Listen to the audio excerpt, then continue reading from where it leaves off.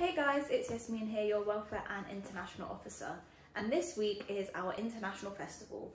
So that's where we learn about, explore and share our cultures, and what better way to do that than with food. So I'm here today in my kitchen doing a cook-along recipe, and we're going to be making Middle Eastern falafel. So for those of you who don't know, falafel is a chickpea based side, I guess. You usually have it alongside rice and meat and other stuff. But you can also put it in a wrap with salad and it's just as great. So follow along to see how to make them. So those are the chickpeas. I'm also going to get some parsley, some coriander and 1 onion. For the parsley and coriander, you can use some of the stems, but it's better if you try to use majority leaves. In terms of how much of each to use, there is no exact measurement. So with a lot of recipes that I learned from my mum, there is no exact measurement. It's just, you kind of do it by eye.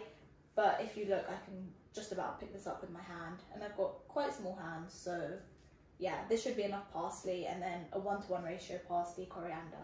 You also just want to make sure that you have a big bowl. It doesn't really need to be domed, it's more just to kind of mix things in. You can also use a tray, but just make sure that, you know, you can mix in it without things falling out. So I've put everything through individually and then mixed it all together in the bowl. This is what it should look like. And now I'm just going to put it through the food processor one more time just to mix it all together. So everything has been mixed together. It should be this kind of slight lime green colour.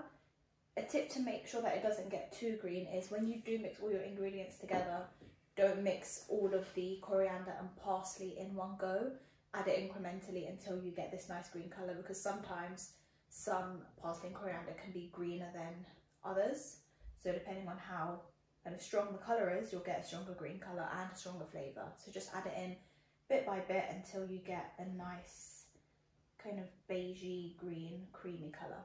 So I've taken my 1/3 of falafel mix and I've just added around half a teaspoon, or not even, of baking soda or bicarbonate of soda. And what this does is it just makes it fluff up a bit when it's frying, and it's quite light inside and not too dense.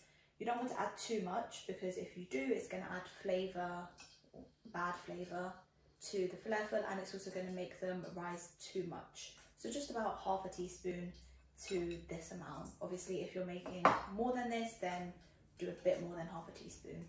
I'm just going to mix that all in now. It's now time to fry the falafel. I've just taken around 1/3 of the mix that I've made. The other 2/3 I'm just going to put in freezer bags and put them in the freezer, and then when I want to have some falafel, I'll just take them out, let them defrost and then fry them. While I'm waiting for my oil to heat up, I'm just going to be making it into falafel balls so that when it is heated up, I can just put them in the oil. You just use your hands for this. You can wear gloves. I don't wear gloves, but it does get a bit messy. So just kind of squeeze it a little bit to bring it all together. And if you find that they're not sticking together, you can just add a little bit of flour. And there we go. So I'm going to make these and then come back to frying them. Okay, so I'm just going to put them in the oil. You can use your hands. Just careful you don't burn yourself. Okay, and they'll be ready when they turn this nice kind of brown colour. These are the ones that are already done. So you can either have these on their own as a snack. You can have them with some natural yogurt, with some labna, with some rice, with anything really. Or you can put it in a wrap. You can use pita bread, but I prefer using Lebanese bread, which is what I've got here. So yeah, I just put some salad in here, some hummus, some chili sauce, because it's quite nice when it's spicy. And yeah, I hope you guys managed to follow along, and hopefully it wasn't too hard. I do have the rest of my falafel, which I'm going to freeze and maybe make at some point next week, or whenever we run out of food. Yeah, thank you for joining me in my kitchen, and I hope you enjoy the recipe. Bye!